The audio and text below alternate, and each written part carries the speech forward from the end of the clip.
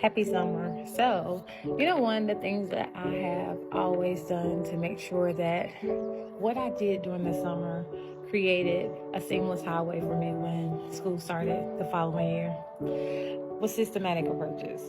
So I was like, as I was actually creating my approaches and my systems, and some of the routine things that I do to make sure that I have everything in place for the following school year, I said, oh, let me share this with new teachers.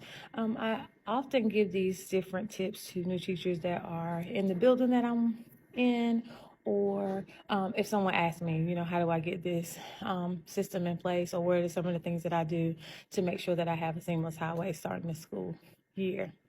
First, creating that seamless highway is going to be important. This means that you're going to have your systems, your routines, and your programs in place to make sure that students know what is expected no matter whether it's August or May.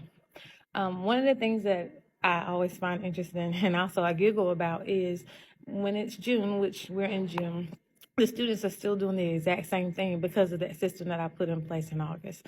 One of the rules that I have is no matter what's going on in that classroom, unless we have set the expectation before an activity, that you must always be seated.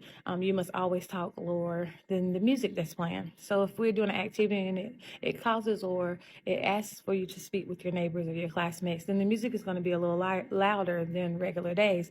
But normally the music is at a soft tone, so that means that you're able to talk, but then that you must talk lower than the sound of the music. If the music is off, you're quiet, you're not talking. But some other systematic approaches that I use are my Google Docs that I create in the summertime. And this is on this Google Doc, you can find everything. I also allow the students to make a copy of it as well as the parents to make a copy of this. And what's on this Google Doc is the ways that we're going to communicate with the links that are available for just parents to log in, sign in, so on and so forth, as well as the students. Also, passwords to any programs or digital platforms that we're using. Also, I am one for being very routine in how my week and the days of the week go. Mondays always going to be vocabulary focused. Tuesdays is always going to be taking notes, watching a video, having that class discussion, and making sure that they're doing some form of thinking, using that prior knowledge so that when we get to Wednesday, which is Writing Wednesday, they're able to write, they're able to journal, and then we also have it where we are playing some type of digital platform game to just digest all the things that we've learned in those first 3 days.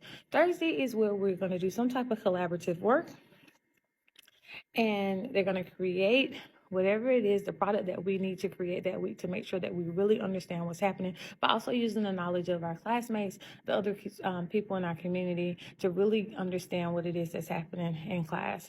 And then Friday, we're going to do some type of informal assessment to see where are we, what have we learned, and what do we need to go back and revisit. So these are my systematic approaches to make sure that I have a seamless classroom. Now, I do this every week, nonstop. Now, if we're out on a Monday, I actually tell the boys this week we're not going to do vocabulary, and then I'm able to go back and touch and re-teach some of the vocabulary work from the prior week. Sometimes I'll add a little bit of new knowledge on that Tuesday, depending on what video or what it is that I want them to reach that week. But for the most part, I stick to what that day is, and it also creates that consistency and those routines for those students to learn as much as they can while they can.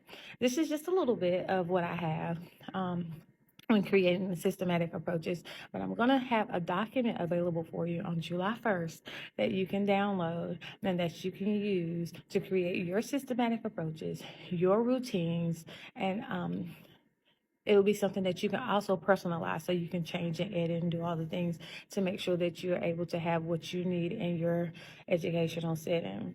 I hope this has been helpful. Also, if you need anything or if you have any questions, feel free to reach out through email or DM, however you see this video. And always remember to take your time. The slower you go, the faster you get there.